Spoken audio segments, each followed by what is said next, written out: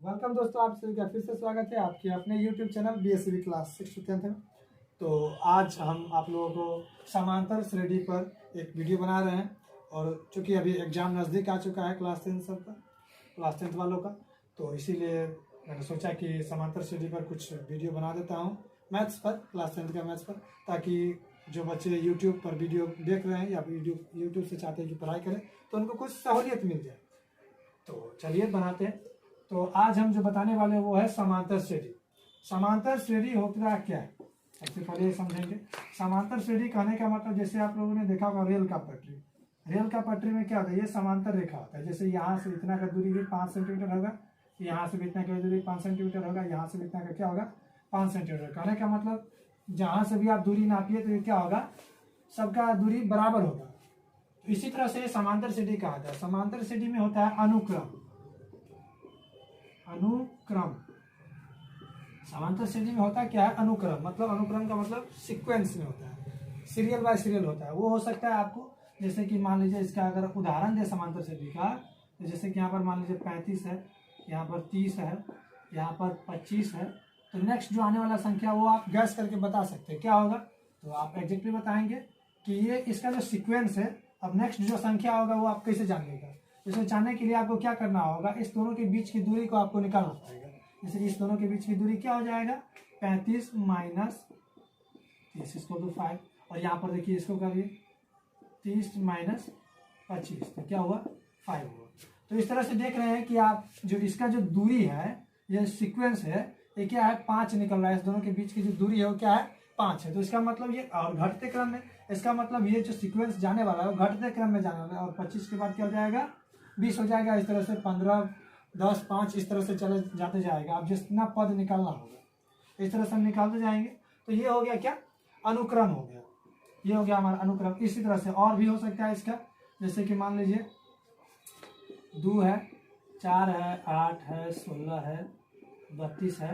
तो नेक्स्ट क्या होगा, अब कहिएगा कि इसमें क्या है, इसमें क्या बढ़ रहा है। यहाँ पर देखिए, तो इसका अनुक्रम अगर निकाला जाए तो यहाँ पर होगा 4 माइनस 2, तो ये होगा 2।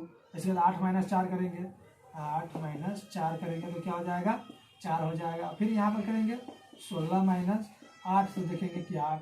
तो आप देख रहे होंगे यहाँ पर जो इसका जो बढ़ रहा है वो 2 से यहाँ पर 4 हो रहा है, और यहाँ पर 8 आ जा रहा है इसके बीच का जो दूरी। लेकिन इसमें क्या होना चाहिए, समांतर श्रेणी में वो होना चाहिए कि सीक्वेंस होना चाहिए, बढ़ना चाहिए। तो क्या ये समांतर श्रेणी नहीं है दोस्तों। अब किस तरह से समांतर श्रेणी है बताइए। मैंने आपको अभी बताया था कि इसके बीच की दूरी समान होना चाहिए, लेकिन इसके बीच की दूरी तो समान नहीं है। तो क्या है, समांतर श्रेणी नहीं है। हाँ है। किस तरह से बताइए। देखिए इसका जो समांतर श्रेणी है क्यों है, क्योंकि इसके बीच का भी सीक्वेंस बराबर है। कहिएगा कैसे, क्योंकि ये जितना बढ़ रहा है उतना क्या है 2 गुना है। क्या है 2 गुना है। जैसे देखिए यहाँ 2 है, इसका 2 गुना हो गया 4, 4 का 2 गुना हो गया 8, 8 का 2 गुना हो गया 16, 16 का 2 गुना हो गया 32, और 32 का 2 गुना 64। इस तरह से क्या होगा, बढ़ते जाएगा। इसके बाद एक और ले लेते हैं, जैसे कि माइनस 7 ले लेते हैं। अगर ये बढ़ते जाएगा तो फिर हो जाएगा माइनस 3 ले लेते हैं। इसका फिर ले लेते हैं, या फिर माइनस 4 ले लेते हैं, कॉमा माइनस 4, कॉमा माइनस 1, उसके बाद हो गया 2, उसके बाद हो गया फिर 3 बार रहा, तो उसके बाद हो गया 5। तो इस तरह से ये क्या होता है, बढ़ते जाता है। इसका भी सीक्वेंस हो गया, -7 हुआ, -4, -1, 2, 5। तो इसका बीच की दूरी होगा क्या, तो -7 और -4 को आप माइनस करिए, -4 को माइनस करिए तो आपको निकला कितना 3 निकलेगा। तो कहने का मतलब जो इस बीच की जो दूरी है वो क्या है 3। क्या है इसके बीच की दूरी, तो देखिए यहाँ पर भी -4 से -1 घटाइए तो ये भी 3 हो गया। इसमें से घटाइए -1 को 2 से, तो ये भी 3 हो गया। और इसके बाद 5 से 2 को घटाइए तो क्या हो गया, सबका जो घट रहा है मतलब इसका भी दूरी क्या हो गया 3 हो गया।